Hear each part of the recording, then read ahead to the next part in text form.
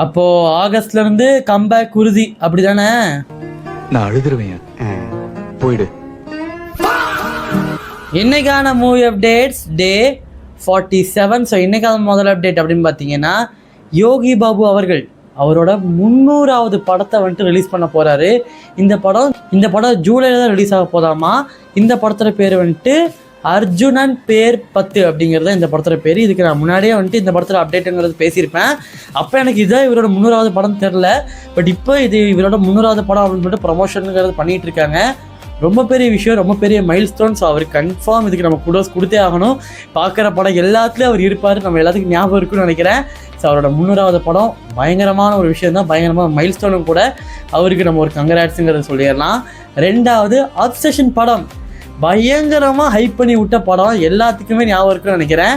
எல்லாருமே பயங்கரமாக ஹைப் பண்ணிட்டு இருந்தாங்க அப்சஷன் சொல்லிட்டு. கிட்டத்தட்ட 7 கோடி கிட்ட அந்த படத்தோட பட்ஜெட் நினைக்கிறேன், 1000 கோடி கிட்ட கலெக்ஷனே ஆயிடுச்சு. அந்த அளவுக்கு அந்த படம் ஒரு பிளாக் பஸ்டர் ரன் அப்படிங்கிறது பண்ணியிருந்துச்சு. ஸோ அந்த படத்தோட ஓடிடி ரிலீஸ் அப்படிங்கிறது ஜூன் 30ஆம் தேதி. இது வந்துட்டு நாட் டேரக்ட் ஓடிடி ரிலீஸ், இது வந்துட்டு ரெண்டலுக்கு விட போகிறாங்களாமா.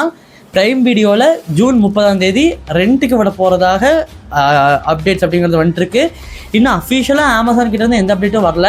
பட் இதுதான் மோஸ்ட்லி கன்ஃபார்ம்டு அப்டேட்டாக இருக்கும் அப்படின்னு சொல்லிட்டு எல்லாருமே சொல்லிக்கிட்டு இருக்காங்க. 3வது ஜெயம் ரவி அவர்களுடைய கராத்தே பாபு, அந்த படம் ஆகஸ்ட் வந்துட்டு ரிலீஸ் ஆக போகிறதா பேசிகிட்டு இருக்காங்க. இதுவுமே எனக்கு கன்ஃபார்ம் ஆகலை, கூடிய சீக்கிரத்தில் கன்ஃபார்ம் பண்ணிடுவாங்கன்னு நினைக்கிறேன். அவரோட டைவர்ஸ் கேஸ் முடியாமல் எந்த ஒரு படமும் ரிலீஸ் ஆகாதுன்னு சொல்லியிருந்தாரு. பட் இப்போ ஏன்னா அந்த படம் ரிலீஸ் ஆகிற மாதிரி பேசிகிட்டு இருக்காங்க, என்னன்னு தெரில. எனக்கும் அந்த ஒரு கன்ஃபியூஷன் இருந்துச்சு. பட் ஏதோ ஒரு விஷயம், அவர் எப்படியாச்சும் கம்பேக் கொடுத்துட்டா மட்டும் போதும். அந்த மனுஷனை அப்படி பார்க்குறதே ரொம்ப சங்கடமாக இருக்குது. பார்க்கலாம் என்ன மாதிரியான கம்பேக் தர போகிறான்னு சொல்லிட்டு. ஆனால் அவர் கம்பேக் தந்தாருன்னா கன்ஃபார்ம் பழைய மாதிரி ஃபார்முக்கு வந்துடுவார், அதில் எந்த ஒரு மாற்ற கருத்தும் கிடையாது. So let's wait and see. So இதே மாதிரி நிறைய அப்டேட் செஞ்சுக்க அப்போ எப்போதும் போல் சப்ஸ்கிரைப் பண்ணி வச்சுக்கோங்க நண்பா.